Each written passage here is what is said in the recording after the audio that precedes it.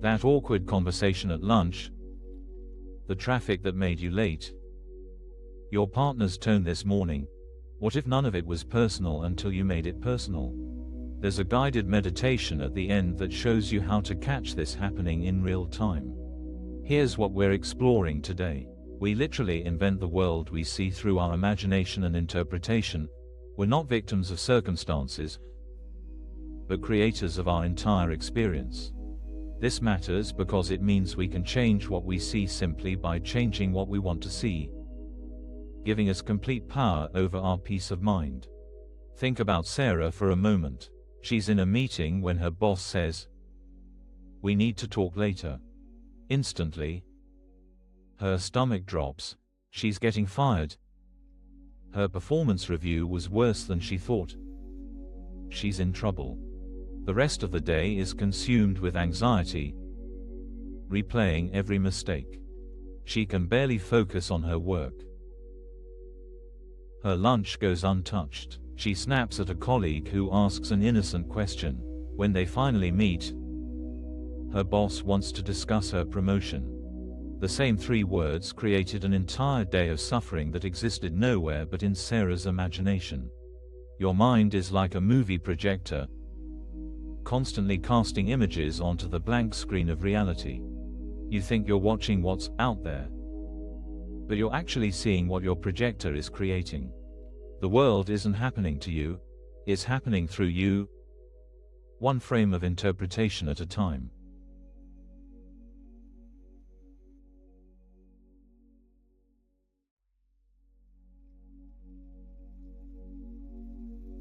We do this so automatically we don't even notice.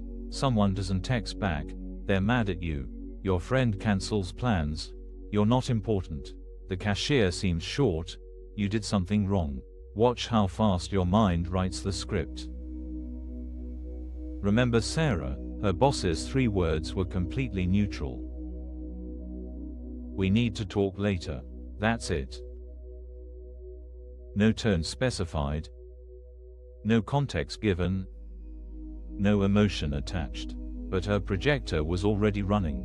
It took those blank words and created a horror movie.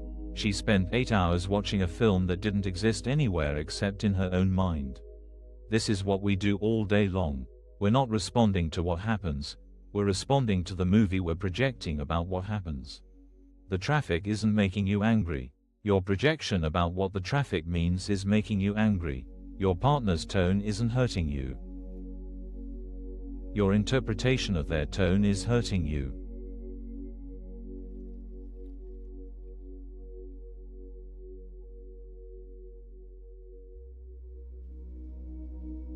Here's where it gets interesting. If you're the one running the projector, that means you can change what's being projected.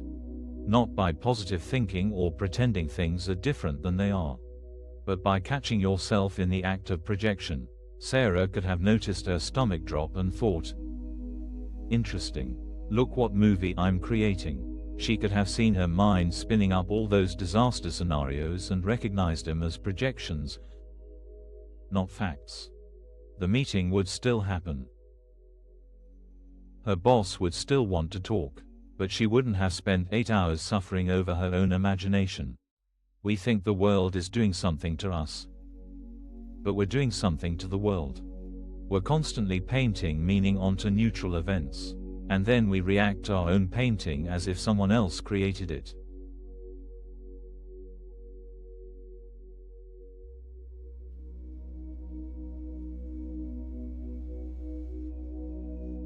There's a space between what happens and what we project onto what happens. It's tiny, maybe half a second, but it's there. In that space, you're free. In that space, you can notice the projector starting up and choose whether to let it run. Your friend cancels dinner plans. The event, plans changed. That's it. But watch how fast your projector starts. They don't value your time. You're not a priority. They're pulling away. Something's wrong with the friendship. All of that, every bit of it, is your projection. Your friend might have a sick child, a work emergency, or just need a quiet night. You'll never know their reality while you're lost in your movie. The thing is, we're so used to our projections that we think they're perception. We think we're seeing clearly when actually we're watching our own film. And because we wrote the script based on old fears and past hurts, we keep creating the same painful movies over and over.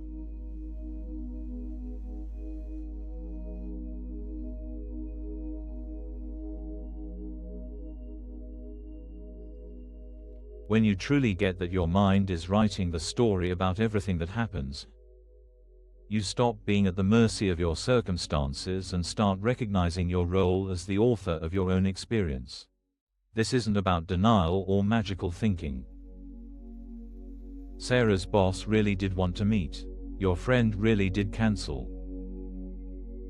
The traffic really is moving slowly. But what these things mean, that's entirely up to your projector. And once you see that you're the one running the projector, everything changes. Not because the world changes, but because you stop being victimized by your own imagination. You start to catch yourself mid-projection. Someone's tone seems off and you notice, I'm creating a story about this. An email seems curt and you pause. What am I projecting here?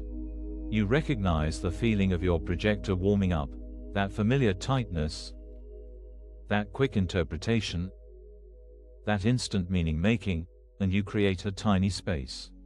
In that space, you remember, I'm watching my own movie.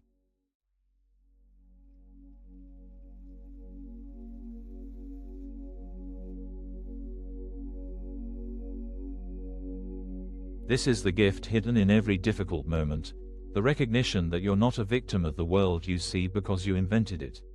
You can give it up as easily as you made it up. While you want to see threat, you'll see threat. When you're ready to see peace, peace is what you'll find. Sarah could spend tomorrow differently.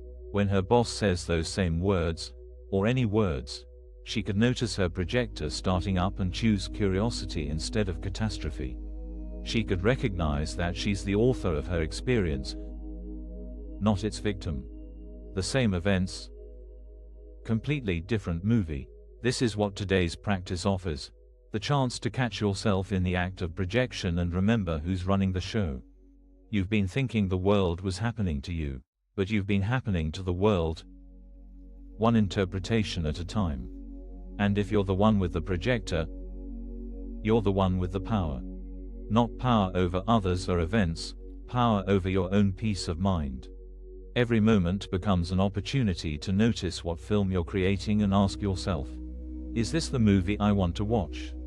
Because if you're the projectionist, you can always change the reel. If this felt grounding, you're welcome to like the video and subscribe. No rush. Just a gentle way to stay connected as we continue.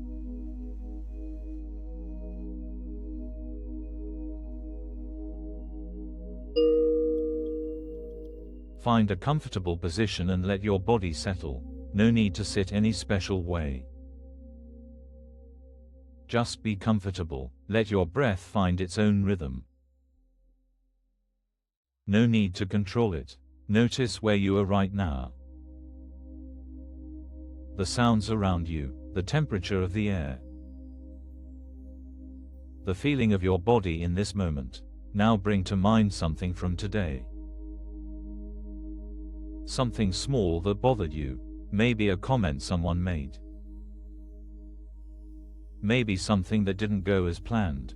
Just let it surface gently. Notice how your mind wants to tell the story about it, the interpretation, the meaning. Just notice. Can you feel the projector warming up? That familiar feeling when your mind starts creating its movie. Now see if you can find the space between what actually happened and the story you're telling. Even if it's tiny. That space is there. In this space, you're free. The event is just an event. Neutral. Waiting. Feel how much lighter it is here. Before the projection, before the story. Just the simple fact of what occurred. Rest here for a moment. You don't need to change anything. Just notice the difference between the event and your movie about the event. Your projector will start up again. That's what minds do, but now you know the space exists. Now you know who's running the show. When you're ready, take a gentle breath. Feel your body here, present. Peaceful. Open your eyes when it feels right. The world is the same, but maybe you're seeing it differently. Thank you for practicing with us today. If you'd like, there's a free digital copy of A Course in Miracles available through the link in the description. You're also welcome to leave a simple comment such as, "I am grateful. Thank you for sitting with this today." That projector in your mind, it's been running for so long you forgot you were the one operating it. Be gentle with yourself as you start noticing. Every time you catch yourself mid-projection, you're reclaiming your power to choose peace. Until next time, remember, you're not watching the world. You're watching the movie you're making about it.